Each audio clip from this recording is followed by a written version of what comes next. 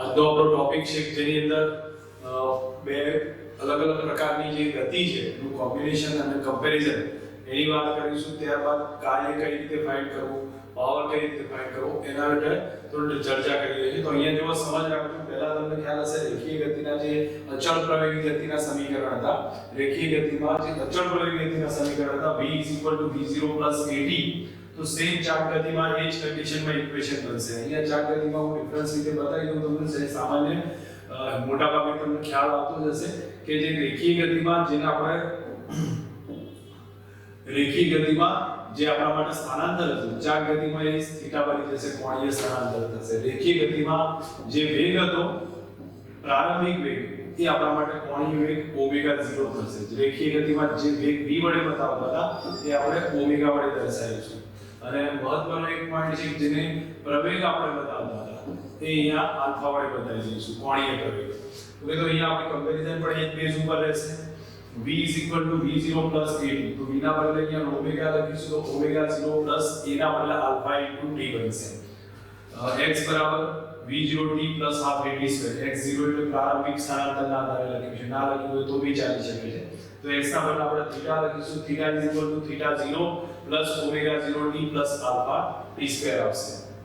એવું જ equation v2 - v02 2ax લખતા હતા, અહીંયા x - x0 લખ્યું છે.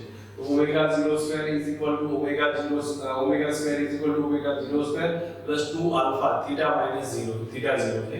આ ટાઈપની કમ્પેરીઝન છે તે સમજવાની છે ફક્ત કે ક્યાંક ના ક્યાંક આ ટાઈપના ઇક્વેશન બનાવીએ તો આપણને આ ઇક્વેશન પરથી એક્ઝામ્પલ બને તો આપણને તરત સમજ આવવા જોઈએ. બાકી એથી કઈ વિશેષ નથી, ફક્ત એક કમ્પેરીઝનની સમજ બતાવી છે. નેક્સ્ટ હવે એના પછીનો ટોપિક છે કે જેની અંદર આપણે બતાવીએ કે સ્થિર અક્ષને અનુલક્ષીને ચાક ગતિનું ટોર્ક દ્વારા થયેલું કાર્ય. તો આપણે એને ક્વેશ્ચન સમજવું કે ટોર્ક દ્વારા થયેલું કાર્ય કઈ રીતે ફાઇન્ડ થશે. તો આ મેઈન તો આકૃતિની કોન્સેપ્ટ સમજ આવી જાય તો મોટા ભાગનું જે ડિટેલ લખાણ છે એ તમને સમજતા વાર નહીં લાગે. અહીંયા આપણને એક એક્સ વાયરસ સમતલ છે, એની અંદર એક p1 કણની વાત કરી છે.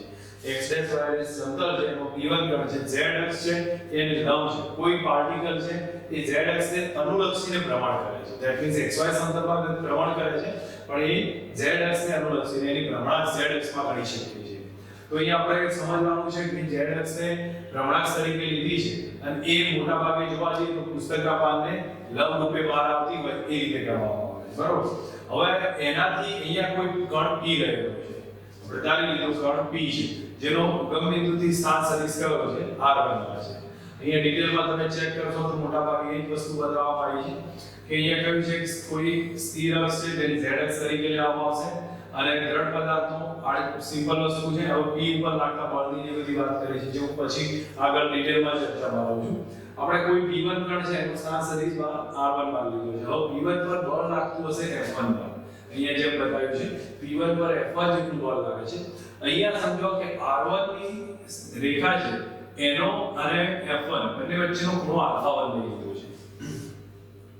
આના બે વચ્ચેનો ખૂણો α1 છે. સમજો હવે એ જ કન્ડિશનમાં અહીંયા ધારો કે કોઈ કણ p છે, એ p થોડોક સ્થાનાંતર જે p1' સુધી જશે, ડેલ્ટા થીટા અથવા d થીટાનું સૂક્ષ્મ સ્થાનાંતર કરશે અને એના કારણે એ કેટલું અંતર કાપશે, ds1 જેટલું અંતર કાપશે.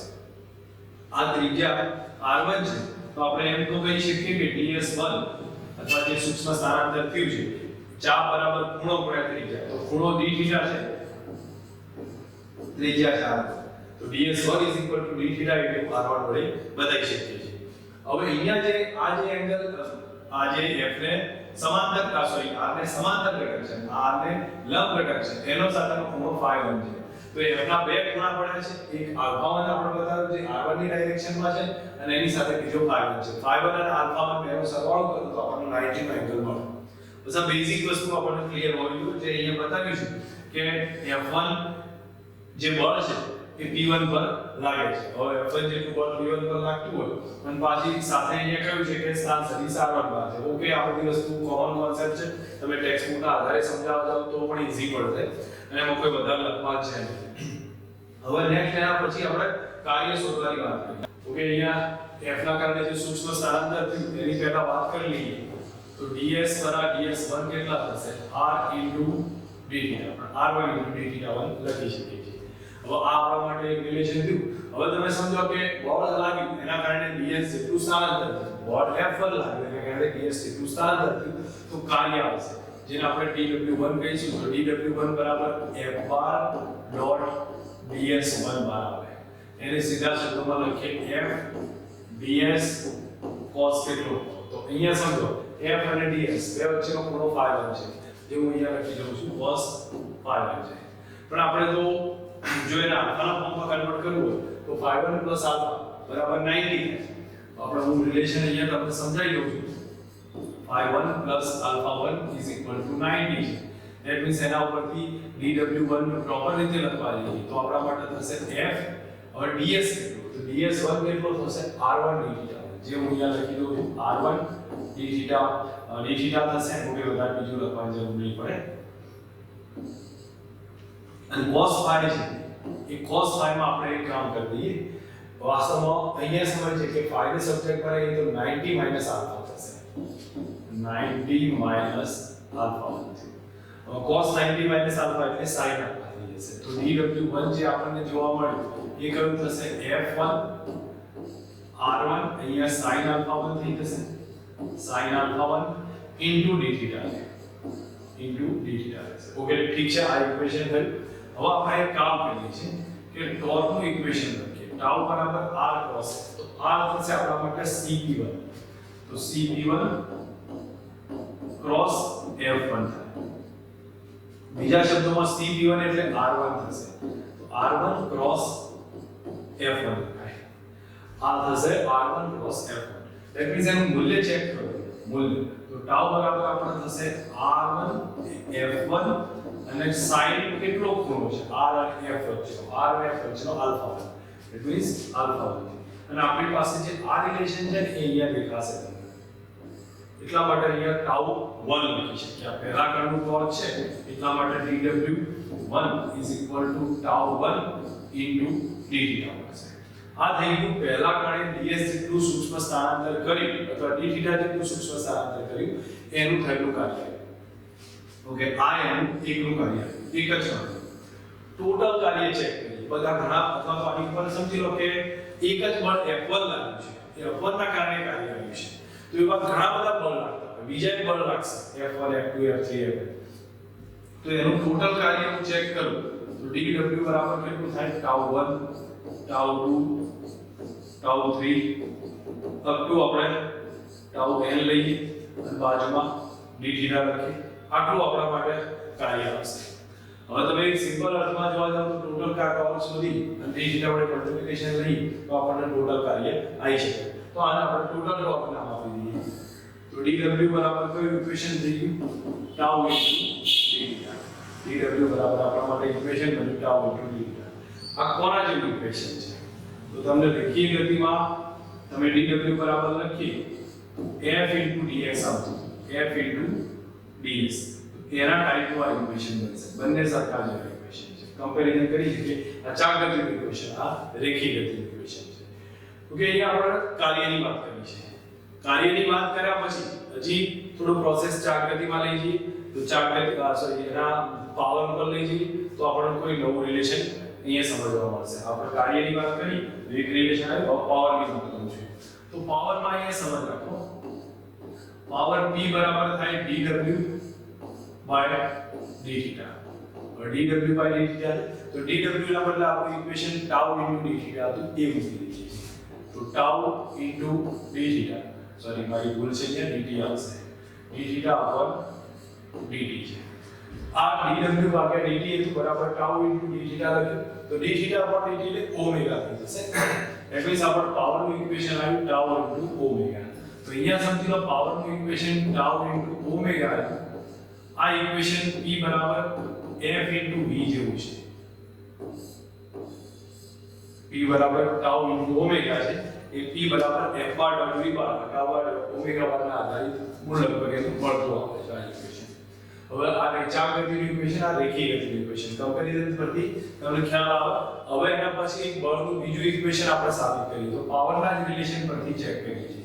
ગતિ ઊર્જાનું સૂત્ર છે એ આપણા માટે થાય ½ mv². ½ mv². પણ જે ચાક ગતિ ઊર્જામાં હું લખવા છું તો એમના બદલે આપણે લખીશું હાફ જડત્વની ચાક માત્રા I થશે, કારણ કે અહીંયા દળ છે એટલે જડત્વની ચાક માત્રા રૂપે ચાક ગતિમાં લખી v ના બદલે ઓમેગા સ્ક્વેર થશે. ઓકે, હવે પાવરનું ઇક્વેશન હું લખું તો p બરાબર dw બાય dt છે. હવે કાર્ય ઊર્જા પ્રમેય મુજબ તમને ખ્યાલ હશે કે dw બરાબર ડેલ્ટા k લખી શકીએ છીએ આપણે, એમથી કોઈ ફરક નહીં પડતો. તો અહીંયા હું જે કિંમત મૂકું છું તો d upon આપણે આ લખી દઈશું 1/2 I into ઓમેગા સ્ક્વેર. આનું વિકલન કરીએ તો p બરાબર થશે 1/2 બાર આવે I બાર થશે, ઓમેગા સ્ક્વેર નું થઈ જાય 2 ઓમેગા અને બાજુમાં થઈ જાય d omega upon dt. d omega upon dt method સમજજો, એકવાર ફરી રિવાઇઝ કરું છું. અહીં આપણે શું કર્યું છે, પાવર p બરાબર dw by dt કાર્ય ગતિ ઊર્જાના ફોર્મમાં લખી દીધું half I omega square, half I બાર કાઢી નાખી, ઓમેગા સ્ક્વેર નું થાય 2 ઓમેગા, બાજુમાં ઓમેગા નું t ની સાપેક્ષમાં એટલે d ઓમેગા upon dt થાય. હવે આપણે જે રિલેશન પ્રોપર જોવા જઈએ તો આપણને એટલો ખ્યાલ આવશે કે અહીં 2 કેન્સલ થઈ જશે. તો p કયું સૂત્ર આવે આપણી પાસે I into ઓમેગા રહેશે, I into omega d omega upon dt છે. પણ આપણને ખ્યાલ છે કે d ઓમેગા upon dt બરાબર આલ્ફા થાય કોણીય પ્રવેગ, d ઓમેગા upon dt બરાબર કોણીય પ્રવેગ આલ્ફા થાય. તો અહીંયા આની અંદર તમે 2 કેન્સલ કરો, I રહેશે, ઓમેગા રહેશે, આલ્ફા રહેશે, I ઓમેગા અને આલ્ફા. તો આપણી પાસે આ રિલેશન બનશે. હવે આને આપણે આગળનું જ પાવરનું tau into ઓમેગા સાથે કમ્પેર કરીએ તો એક નવું રિલેશન આવશે. p બરાબર I ઓમેગા અને આલ્ફા બરાબર tau into ઓમેગા સાથે કમ્પેર કરીએ. ઓમેગા કેન્સલ થઈ જશે તો tau બરાબર આપણું રિલેશન આવ્યું I into આલ્ફા. હવે I આલ્ફા જે ઇક્વેશન આવ્યું એ રેખીય ગતિમાં કોની સાથે કમ્પેર કરીએ તો અહીંયા સમજો, ટોર્કના બદલે હું બળ લખું, જડત્વની ચાક માત્રાને રેખીય ગતિમાં દળ વડે બતાવો, કોણીય પ્રવેગના બદલે રેખીય પ્રવેગ લઈએ તો આ ન્યૂટનની ગતિનો બીજો નિયમ થઈ ગયો, F બરાબર ma. એને આપણે tau બરાબર I આલ્ફા રૂપે લખી શકીએ. ઇન શોર્ટ આપણને ખ્યાલ આવે કે મેં જે આખી મેથડનું રિવાઇઝ કરી છે એની અંદર આપણે બે ત્રણ ઇક્વેશન રિવાઇઝ કર્યા છે. એમાં પહેલું ઇક્વેશન અહીંયા આપણે લાયા, આ જે સાબિતી આપી અને એના ઉપરથી dw બરાબર tau into dt લાયા. આ એક પહેલું ઇક્વેશન કાર્યનું લાયા પછી પાવરનું ઇક્વેશન સમજાવ્યું. પાવરનું ઇક્વેશન કર્યું આપણા માટે p બરાબર tau into ઓમેગા અને ત્યારબાદ ફાઇનલી આપણે રિઝલ્ટ લાયા, એની અંદર બનાવ્યું કે f બરાબર ma ના જેવું જ ઇક્વેશન tau બરાબર I આલ્ફા. ઓકે, આ કોન્સેપ્ટ થઈ ગયો છે ડિટેલ થિયરેટિકલ જે મેથમેટિકલ આપણે સમજાવ્યું. હવે ટેક્સ્ટબુક ના આધારિત જોવા જઈએ તો ટેક્સ્ટબુક ના આધારિત નાનો મોટો કોન્સેપ્ટ કઈ રીતે ચેન્જ થાય છે અથવા લખાય છે એને આપણે સમજીએ છીએ. હવે જો અહીંયા મેં તમને હિન્ટ આપી દી એ પ્રમાણે કે અહીંયા તમને પહેલા સિમ્પલ હિન્ટમાં બતાવી દીધું કે આપણે કોઈ કણ છે x' y' સમતલમાં અહીં ગતિ કરે છે અને એની અક્ષ છે z દિશામાં છે. હવે કોઈ કણ p1 છે તો એના ઉપર બળ F1 લાગે છે, એનો સ્થાન સદિશ થશે આગળ સમજાવતા. નેક્સ્ટ હવે આગળ સમજવાનો ટ્રાય રાખીએ તો અહીંયા એમ કહી શકીએ કે ડેલ્ટા t સમૂહમાં p1 સૂક્ષ્મ સ્થાનાંતર કરશે, કેટલું હશે ds જેટલું. તો ds થાય કેટલું, ચાપ બરાબર ખૂણો ગુણ્યા ત્રિજ્યા, તો એ પરથી આપણે ds1 બરાબર r1 * dθ1 વડે લખી શકીએ છીએ. હવે ds જેટલું સૂક્ષ્મ સ્થાનાંતર થયું તો બળ લાગે છે તો કાર્ય થશે, કાર્ય બરાબર f ds cos θ વડે લખાશે. તો f1 ds1 અથવા f1 d1 cos θ વડે લખી શકીએ છીએ. હવે અહીંયા આપણે થીટા કેટલો છે તો તમે ઓલરેડી કીધું ds અને f વચ્ચેનો ખૂણો પાઈ છે, તો આપણે પાઈ 1 લખ્યું.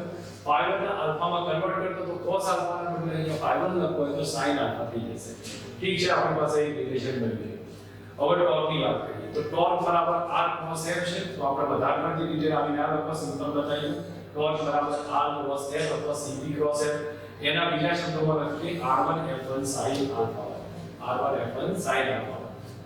તો અહીંયા આપણી પાસે ટોર્ક દેખાય છે r1 f1 sin આલ્ફા. તો આપણા માટે જોવા જઈશું તો dw બરાબર કયું ઇક્વેશન આવ્યું tau 1 * dθ1. આ પહેલા કણ પર એક બળ લાગે f1 એના કારણે કાર્ય મળ્યું.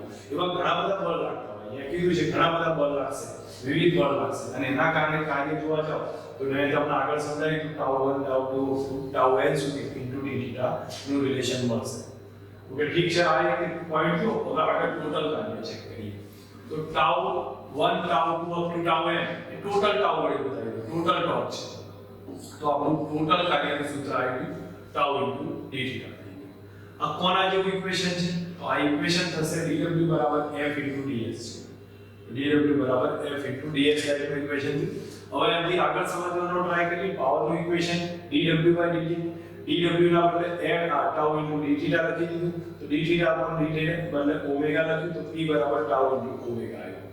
ઓકે તો આ ઇક્વેશન પાવરનું કોના જેવું છે તો p બરાબર f જેવું ઇક્વેશન છે. ચલો અહીંયા આપણે આ રિલેશન પરથી આગળ સમજીએ. હવે મેં તમને હિન્ટ આપી હતી કે ગતિ કાર્ય ઊર્જાના પ્રમેય પરથી તો જે કાર્ય થયું છે એને ગતિ ઊર્જાના ફેરફાર રૂપે લખી શકીએ છીએ.